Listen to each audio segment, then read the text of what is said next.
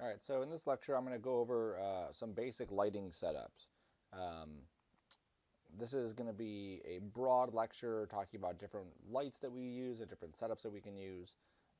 You have to take note of these and then obviously apply them when the situation fits. Lighting is not something that you would always have like a one-step solution for every single time. So all of the lights are under here, under this light here. There's light, spotlight, area light, and so on.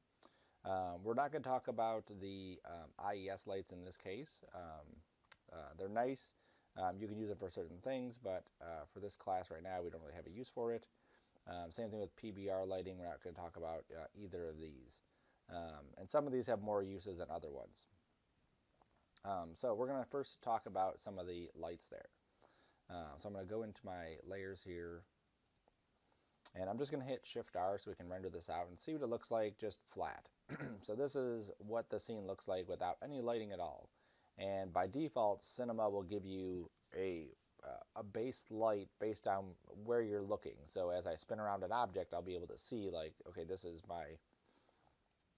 what my object would look like, you know, with flat lighting. So the first one I'm going to do is point lights. So I'm going to go down to my layers and just turn these on. So these are, point lights are these things here, and they are Omni Lights, which means that they emit in every direction. And I've just placed a couple of them. So there's one right here, and there's one right there. If I click on them, you can see where they're currently located. I'm going to hit Shift R again, and then we can see we have a little bit more lighting than we had before. So we had this before, and now we have that. And you can see with these lights, we're actually getting a highlight right here in this area and a highlight right there in that area. And we have this really dark shadow down there. By default, Cinema doesn't do any bounce lighting. So it definitely is something that we want to pay attention to. I'm going to also add in this other light. Now this is a directional light, or infinite light is what they call it. And the way that this one works is the position of it doesn't matter. It's all based on this direction. So wherever the start of this is, it's directing it in that direction. So it's kind of like an infinite light. And as it rotates around, it'll light up the objects differently. Now the idea with it is that that area that we had no light hitting it right there, we can kind of fake some of that lighting by hitting some of this there. All of our lights in our scenes have different properties.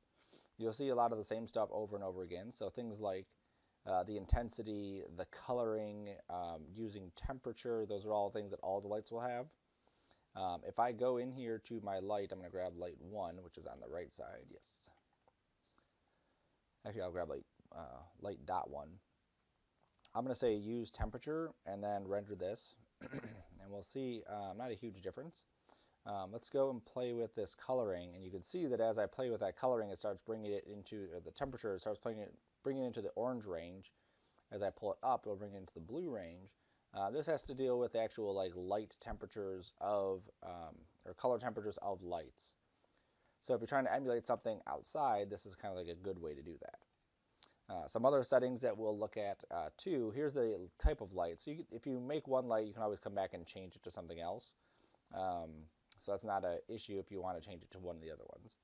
There's also shadows. So by default, none of the lights have shadows on them. So I'm just going to turn off shadows on all of these. And we'll see that there's no shadows. Here's a shadow coming in right there. Without shadows, we don't get any of that interaction.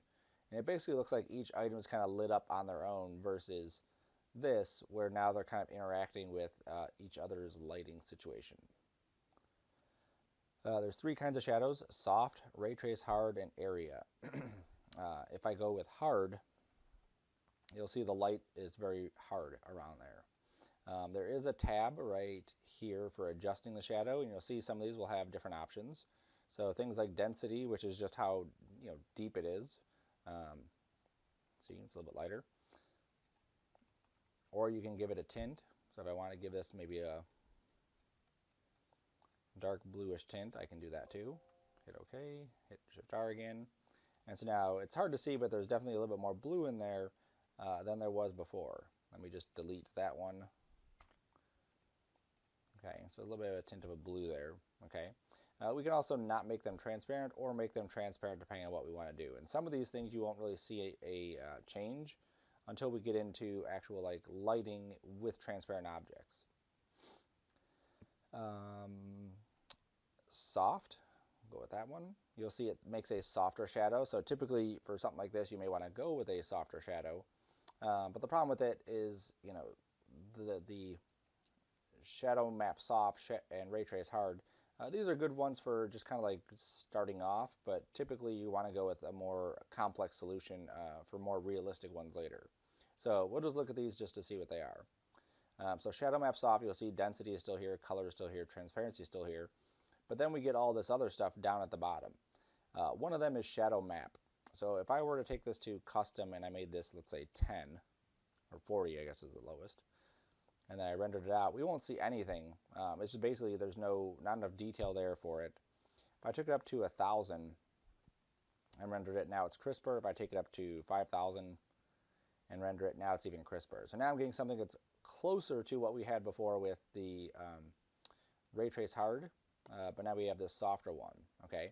Now with these, what you can do is basically creating a texture that wraps around the entire object, your entire scene, and that's the resolution of the shadows themselves. So if you had a huge scene, this number would have to be pretty big to get some detailed shadows. On a smaller scene, you can go with a smaller number. Now what's neat about this is that you can go to the sampling radius boost, and you can make this higher, and what that's going to do is it's going to, even though it's a higher resolution, soften these edges some more. Okay, so again, you have a kind of neat way that you can do it. I typically don't play with the other settings down here. You can look, those up to see, but typically that's all I would do. For soft shadows, I would just come and adjust my shadow map size, and then take this sampling radius boost and increase that number, and that'll give you, a little bit softer shadows. Other stuff we're not even going to look at in this case is photometric. We won't look at that, or caustics in this case.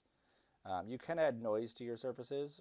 So if you wanted to add some noise to your lights so they weren't statically one solid color, you can do that. And this just kind of breaks up the surface so that you don't have these like perfect lights. Like sometimes you don't want that to happen. All of these have settings that very easily you can adjust and then see what happens. So right now it's on soft turbulence. I can set it to hard turbulence, and we'll get a little bit different setting. I can change the velocity of this. Oops, that's the speed. We won't see that happen. Change the brightness of this. I can change the contrast of it, take the brightness down some. And again, you'll start to see these kind of patterns inside there. So if I'm trying to do something that's not supposed to be a perfectly clean scene, this might be a way to do it, is just using this noise parameter. Okay. Not going to play with lens, but just, you can adjust some of these properties here inside there as well. All right, so back to general. Intensity, I kind of skipped over that one, but this is the brightness of the light. So if we want this light to be really bright, we can just crank that intensity up. Or obviously if we want to pull it down, we can pull the lighting down. Okay, there's shadow maps again. The visible light set to none means that if we had a reflection, we wouldn't be able to see it. Or if we had our camera facing it, we wouldn't be able to see it. So right now it's set to none, but if I set this to visible, and let me switch out of my camera real quick.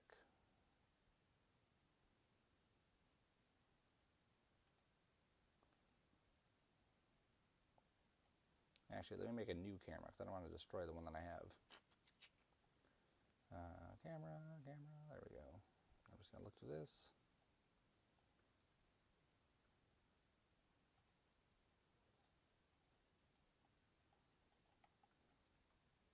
There we go. And now I can see that light inside my scene.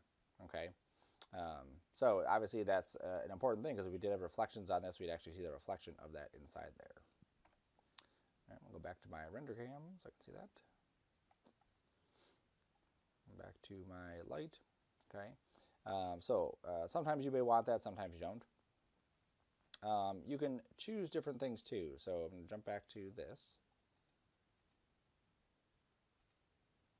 If I was on the right camera there.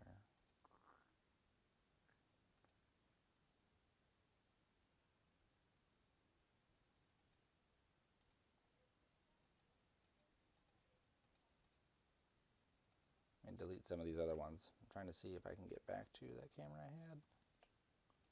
No, that's fine. I'm just going to jump to my render cam anyway.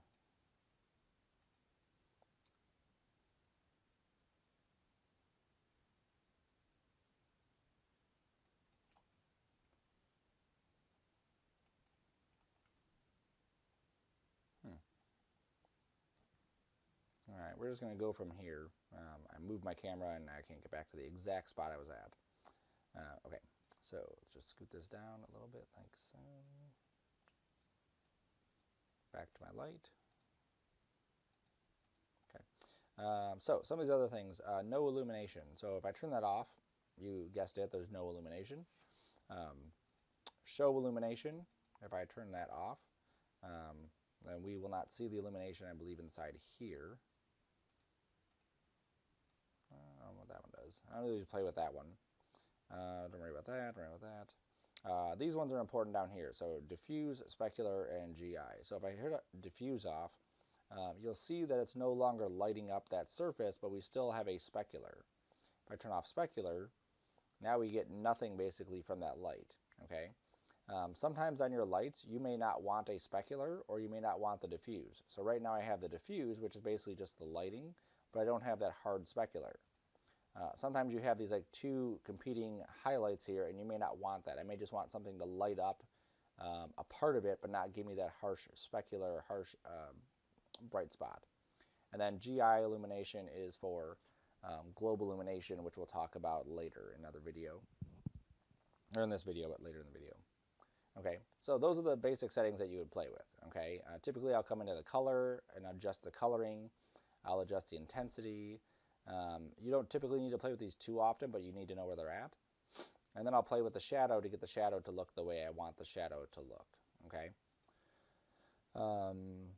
Cool. And you'll see the directional light or the what do they call it? Infinite light.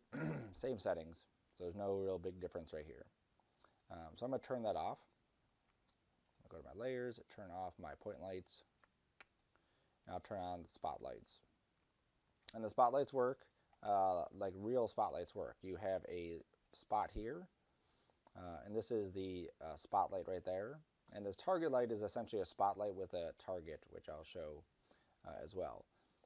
But this allows you to control what this is aiming at. So if you had, a light and you were controlling what it was pointing at, that would be how you would do it. Okay. Now, if I look at the lighting with this one, you'll see we get a totally different lighting setup. Here is the old one. Here is this one. You'll see we get much wider spread out lighting. So let's take a look at some of the settings that we have inside of our spotlights. And you'll see overall there's not a whole lot of difference in the spotlights themselves. Intensity is still there, type, shadow, all this stuff. It's under the details that we see a lot more stuff. So in here we have this thing called inner angle, outer angle, contrast, fall off. Let me just scoot that over. And as I play with the outer angle here, you can see I'm controlling how wide that spotlight is. Is it an actual spot like it's really tight or is it spread out? Inner angle is this, where I can actually control, like maybe I don't want something to light up in the center of that. Okay, so this is nice for big scenes where you want to have like some good overall kind of cast lighting in certain areas just to kind of fill in the area. This fall off right here is essentially controls how much it drops off. Okay, so in the real world, lights drop off. They don't just like emit forever. So this basically says, okay, your light's going to be here. It's going to start dropping off the intensity. As you start doing that, I'm going to turn off this other light just by clicking that. As you start doing the drop off there, or the fall off, you'll see that some of the intensity kind of goes away. And then you have to jump back to your intensity here and just pull that up until you get the intensity back where you want it. Okay, so typically on your lights you will have some sort of fall off that happens, and then you can control how that happens. Okay. So visibility, we still have the same kind of stuff here. This is just visible stuff, don't worry about that. Shadows, we still have the same shadow stuff. Noise is still there. Okay, so pretty much the same thing. We're just getting different kinds of lighting with this spotlight. Let's go back to our layers, turn off spotlight, and then we'll turn on area lights. Now, area lights are where we're getting into more realistic lighting. Typically, lights have some sort of surface that they come off of. Okay, a point light is a simple dot in the middle of space. A spotlight is a dot that goes out, in that cone angle. But these actually have some sort of shape. They're square in this case. And again, you'll see under that general tab the same kind of settings that we had before. And under details, you'll again see we have some similar settings. Here's outside radius, so we'll get that kind of thing. But then we can also change the shape of this. So I can make this a disc. I can make it a rectangle. I can make it a line if I needed to. And so if I'm trying to emulate a specific surface, like a fluorescent light, I could basically choose one of these to get that to work. They even have an object here, and then I could drop an object into this object area, and then that would be my shape. Okay, so lots of different things you can do here. Now, here's the biggest benefit of area lights, apart from the actual sizing part, is under shadows, we can now open up this area, shadow area, and we'll get more realistic lighting. So let's render this again. And you'll see here's the before, here's the after. We're getting much softer, more subtler shadows or lighting. And then our shadows are also going to be a little bit more effective too. In order to really see this, I'm going to turn on my ground plane. Okay, so under my layers, I'm going to turn on ground. There we go. And you'll see how we get these nice shadows inside there. If I were to turn off my area lights, turn back on my spotlights and render, you'll see the shadows are just super soft. Like even at the bottom of this, we should see some shadows, but they're too soft. If I go to my point lights, I think I turned those off actually.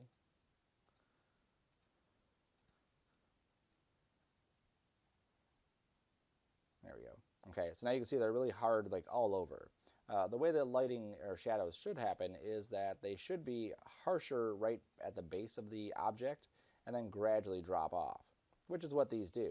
They're very harsh here, that you can definitely see where it makes contact, and then it drops off into space.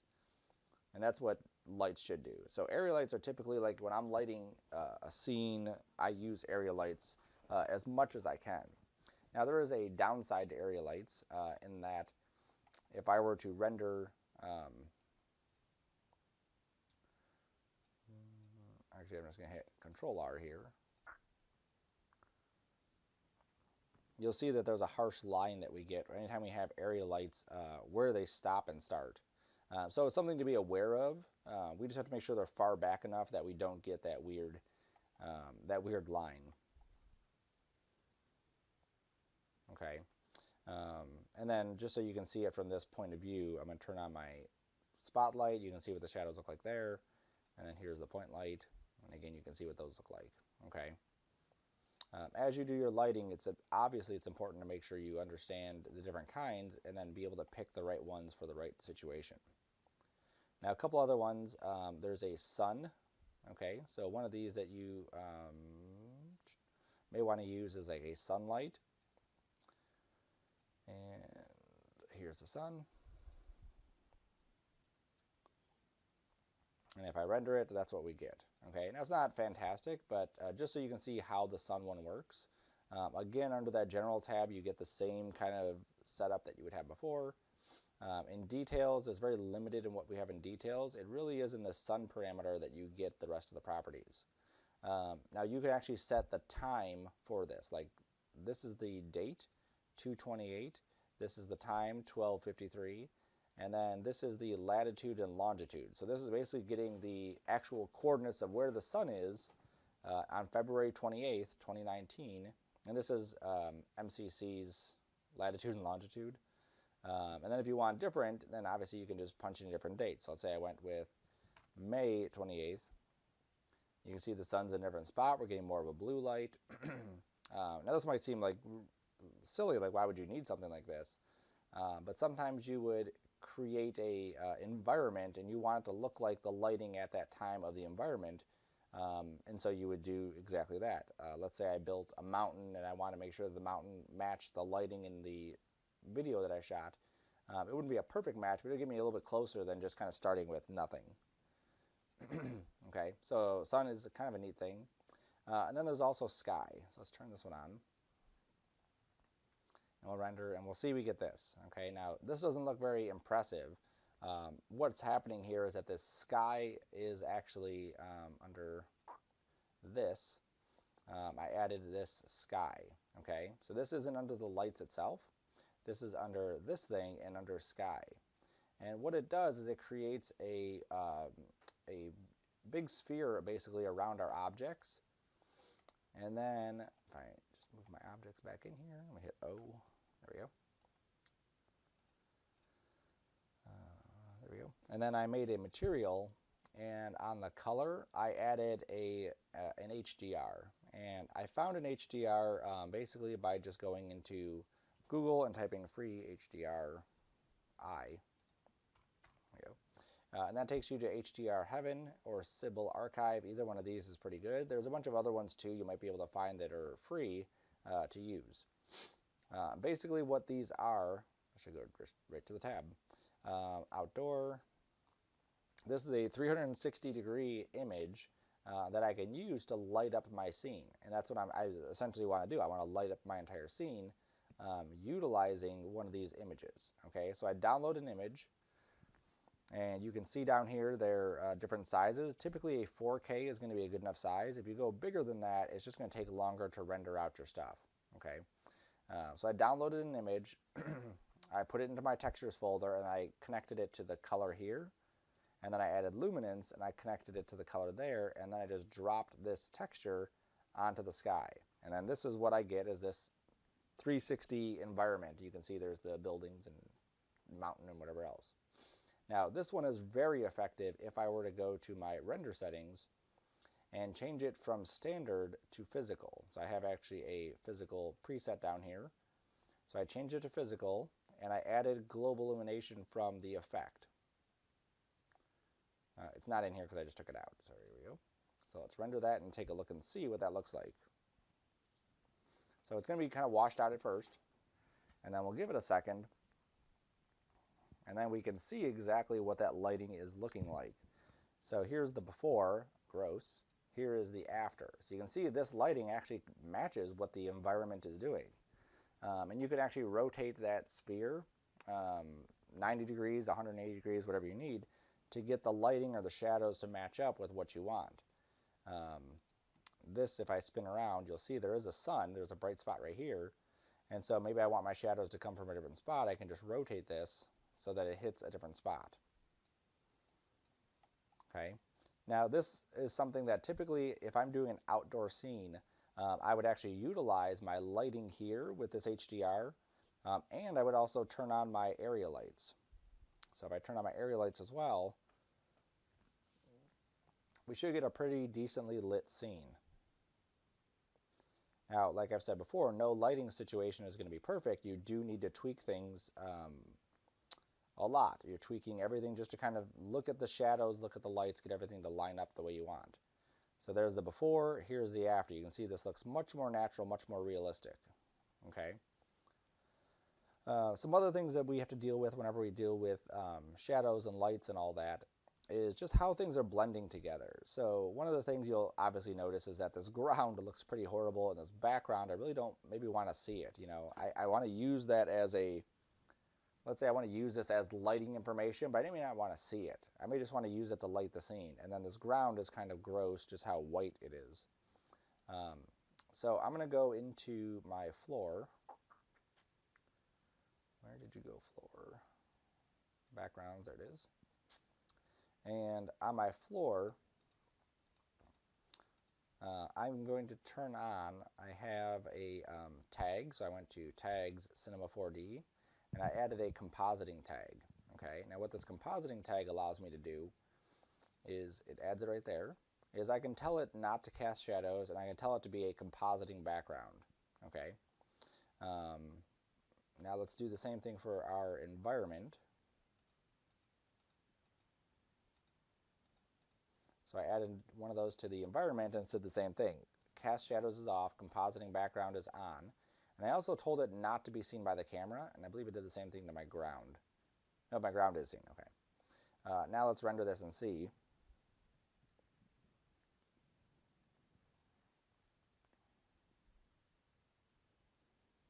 And so now we don't have that background, and we're getting a little bit subtler ground stuff happening there.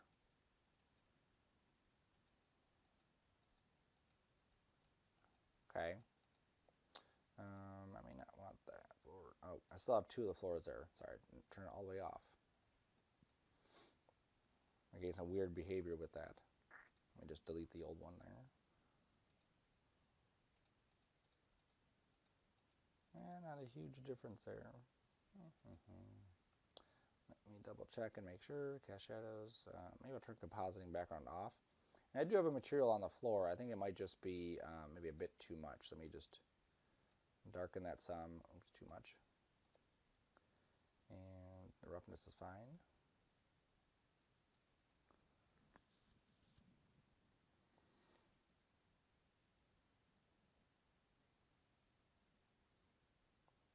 For some reason, the floor is still incredibly blown out. Pause for a second. All right, so I just really had to darken the floor's color, so I was just picking up way too much of that light from above. Okay, so I just took the value of that ground and just really knocked it down. Okay, so you can really play with these settings to get, a nice little scene that works out for you. Okay, so those are typically the things that we would deal with inside of our lighting setup. Just so you can see, again, just the basic, the fundamentals of it. As you go into any project, you really have to look at what the end goal is. Like, what kind of lighting are you trying to get? And based on that will dictate how your lighting should be set up. If our scene was like an indoor scene like this, that's going to totally change how our lighting is going to work. That 360 HDR thing that we have, the sky, is not really going to do a whole lot with this cube here. Okay, we're still getting some stuff from the area lights, but that cube is no longer affecting us, or that sphere is no longer affecting it. So again, something that we have to pay attention to. If we were to go into here, let's say, and hit C, grab the face, and just start deleting some of these faces that we don't necessarily need, well, now we're actually going to be able to get some of that from the sky. So if we were to, let me just move this up so we don't see that corner. There we go.